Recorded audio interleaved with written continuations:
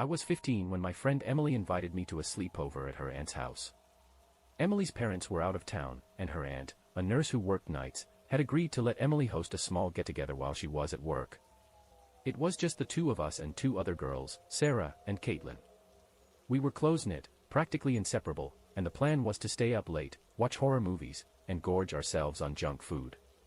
Emily's aunt's house was a creaky old Victorian, complete with narrow hallways, faded wallpaper, and mirrors in nearly every room. It had a slightly eerie vibe, but we brushed it off as part of the house's charm.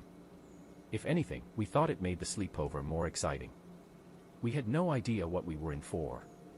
The first couple of hours were uneventful.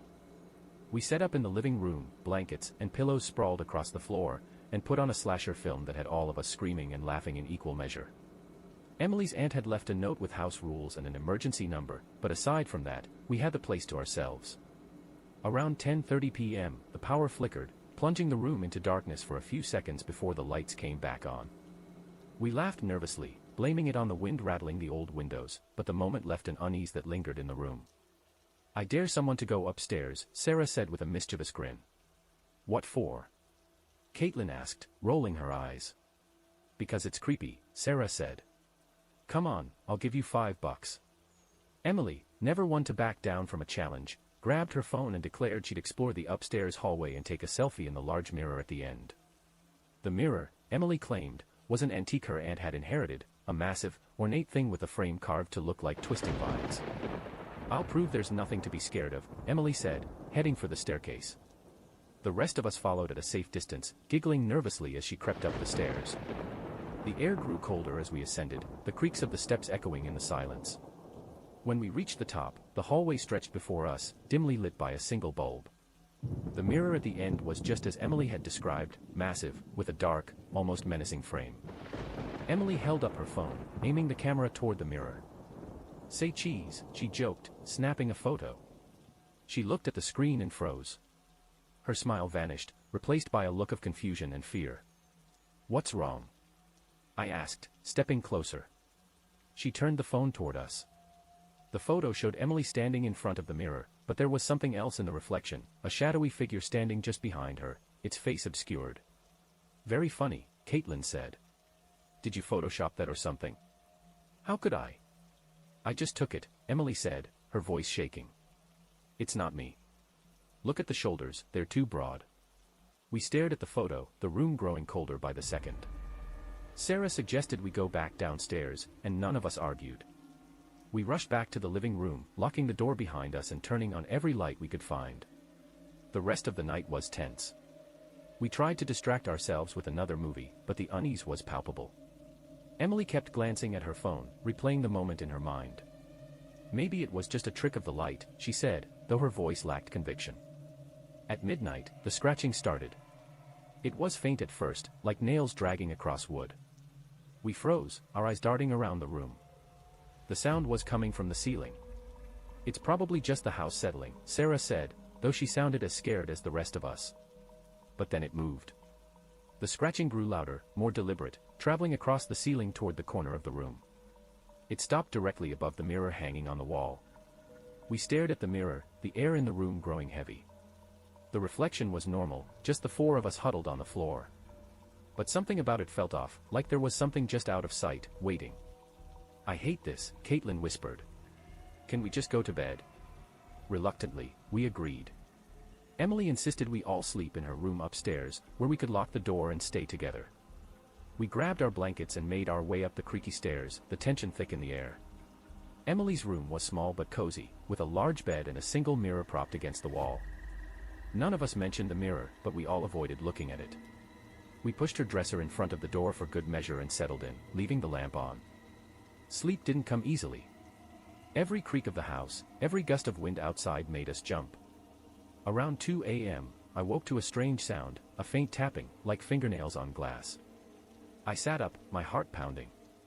The room was bathed in dim light, the shadows stretching and shifting across the walls. The tapping was coming from the mirror. I shook Emily awake, trying to keep quiet. "Do you hear that?" She nodded, her eyes wide with fear. We woke Sarah and Caitlin, and the four of us stared at the mirror, too scared to move. The tapping grew louder, more insistent. Then, slowly, the surface of the mirror began to ripple, like water disturbed by a stone. A shape appeared within the glass, a dark figure with hollow eyes and a twisted grin. It raised a hand, pressing it against the inside of the mirror, as if trying to push through. We screamed, scrambling to the far side of the room. The figure didn't move, but the air grew colder, the shadows on the walls twisting into shapes that didn't belong. Emily grabbed a blanket and threw it over the mirror, blocking it from view. The tapping stopped. We didn't sleep the rest of the night. At the first light of dawn, we ran downstairs and called Emily's aunt. When she came home, we told her everything, expecting her to laugh or dismiss us. Instead, she looked grave. "That mirror belonged to the original owner of this house," she said. "He was eccentric. He believed mirrors could act as windows to other worlds." She didn't elaborate, but the mirror was gone the next day, replaced by an empty space on the wall. Emily said her aunt had moved it to the attic, but none of us were brave enough to check. To this day, I can't look at mirrors the same way.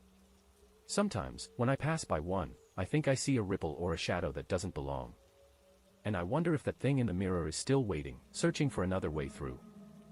It was the summer of 2018 when I attended a sleepover at my friend Lily's house.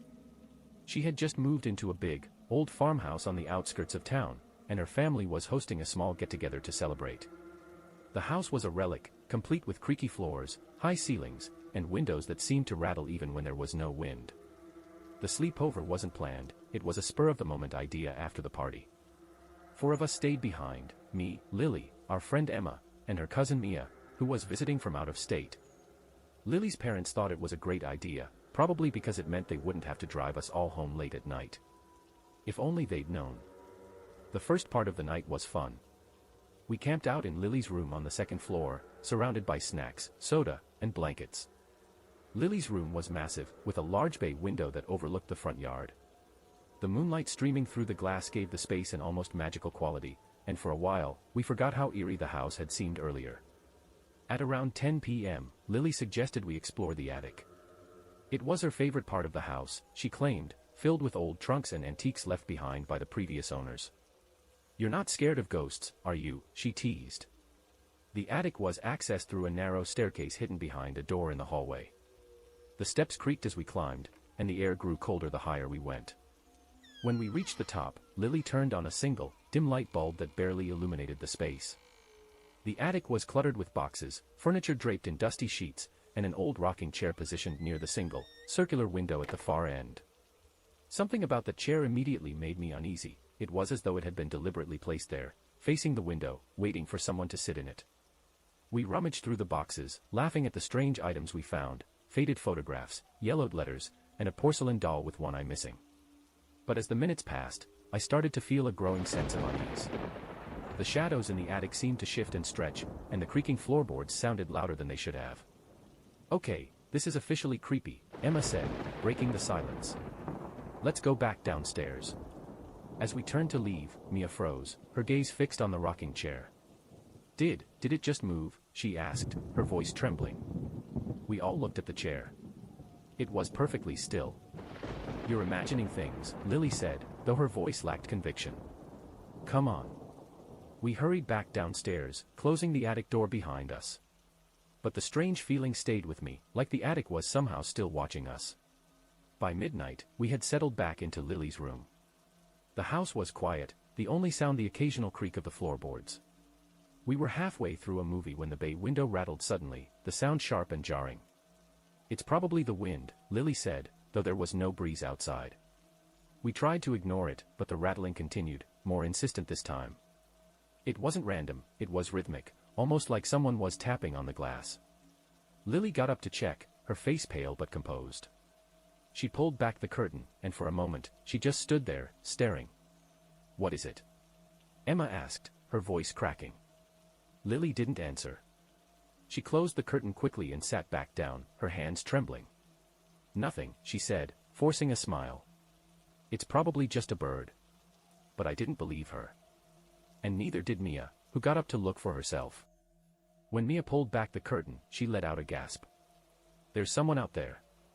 We all rushed to the window, our breath fogging up the glass as we peered outside. At first, I didn't see anything. The front yard was empty, bathed in pale moonlight. But then I saw it, a shadowy figure standing near the tree line, just beyond the edge of the yard. It was tall and thin, its features obscured by the darkness. The figure didn't move. It just stood there, watching the house. "Is it a person?" Emma asked. "I don't know," Lily said, her voice barely above a whisper. "But we're locking all the doors." We bolted downstairs, turning on every light and double-checking every lock. Lily's parents had gone to bed hours ago, and we didn't want to wake them, so we tried to stay quiet. But the fear was palpable, each of us jumping at the slightest sound. When we returned to Lily's room, the figure was gone. We tried to convince ourselves it had just been a trick of the light, but none of us really believed that. The atmosphere in the room was tense, the air heavy with anticipation. Then, at 2 a.m., the scratching started. It was faint at first, like nails running across wood. We froze, our eyes darting to the bay window. The sound wasn't coming from outside, it was coming from the attic. "No," Emma said, shaking her head. "No way. I'm not going up there." "Neither am I," Mia said, clutching her blanket. Lily looked at me, her face pale. "We have to check. What if it's an animal?" Reluctantly, we grabbed flashlights and crept toward the attic door. The scratching grew louder as we approached, more frantic, like something trying to claw its way out. My heart was pounding so hard I thought it might burst. When we reached the door, Lily hesitated. "On 3, she whispered. 1, 2, 3. She flung the door open, and the scratching stopped. The attic was dark, the single bulb casting long, flickering shadows. The rocking chair was still there, facing the window, but something was different. The dust on the floor had been disturbed, a trail of footprints leading from the chair to the staircase. "Someone's been up here," I whispered. As we followed the footprints, the air grew colder, and the shadows seemed to close in around us. The trail ended at the rocking chair, which was now swaying gently, as if someone had just stood up from it. We didn't wait to see more. We ran downstairs, locking the attic door behind us. The rest of the night was a blur of fear and whispered prayers. When morning finally came, we told Lily's parents what had happened. They dismissed it as an overactive imagination, but I could see the doubt in their eyes. A week later, Lily called me, her voice shaking. She'd gone into the attic to clean, and she found something under the rocking chair, a photograph of 4 girls sitting in a circle, their faces blurred and indistinct. On the back, scrawled in messy handwriting, were the words, "You shouldn't have looked." We never stayed at Lily's house again. When I was 13, I had my first big sleepover with a group of friends. It was hosted by my friend Maggie, who lived in an old, sprawling house on the outskirts of town. The house had been in her family for generations, a Victorian-era relic with creaky floorboards, narrow hallways, and a basement that we'd all heard rumors about. Maggie always dismissed the stories, insisting it was just a storage area her parents rarely used. That night, we'd learn the truth. It was supposed to be a fun evening. There were 6 of us, Maggie, me, Rachel, Hannah, Sophie, and Mia, and we were all buzzing with excitement. Maggie's parents had set up sleeping bags in the living room, left us a stack of DVDs, and told us not to stay up too late. By 10 p.m., the house was ours. We spent the first part of the night doing typical teenage stuff, watching movies, eating too much candy, and sharing secrets we'd promised never to tell anyone else. The house felt cozy despite its age, the crackling fireplace filling the room with warmth. Then the power went out. The sudden darkness was disorienting. For a moment, we just sat there, the glow of the dying fire casting flickering shadows on the walls. Maggie groaned. "This happens all the time," she said, grabbing a flashlight from the coffee table. "The wiring in this house is ancient." "I'll check the breaker box," she added. "It's in the basement." None of us liked the idea of Maggie going down there alone, so Rachel volunteered to go with her. The rest of us stayed in the living room, huddled together with our flashlights, trying to laugh off the eerie silence that had settled over the house. They were gone longer than expected. 10 minutes turned into 20, and the uneasy feeling in my stomach grew stronger. "They should be back by now," Sophie said, her voice trembling. "We should go check," Mia suggested, though she didn't sound thrilled about the idea. We grabbed our flashlights and made our way to the basement door, which stood slightly ajar at the end of the hallway. The air grew colder as we approached, and the faint smell of damp earth wafted up from the dark staircase. "Maggie. Rachel." I called out, my voice echoing in the stillness. No answer. We descended the stairs slowly, the wood creaking under our weight. The basement was larger than I'd imagined, with stone walls and a low ceiling that made the space feel claustrophobic. Old furniture and boxes were stacked against the walls, casting long, distorted shadows in the beam of my flashlight. At the far end of the room, we saw them.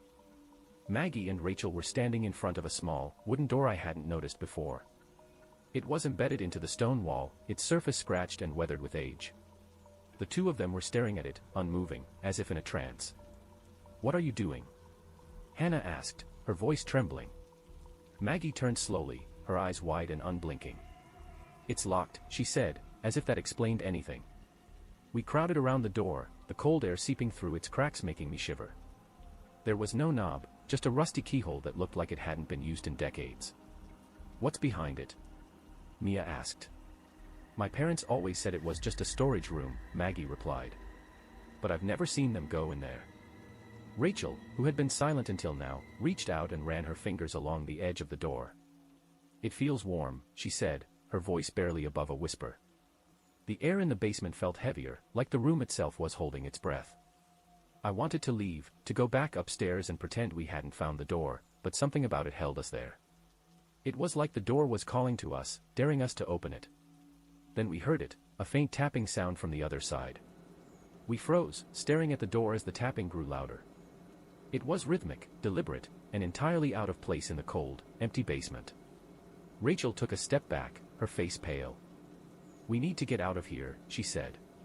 But Maggie didn't move. Her eyes were fixed on the door, her hand reaching for the keyhole. "There's something in there," she said. "We have to open it."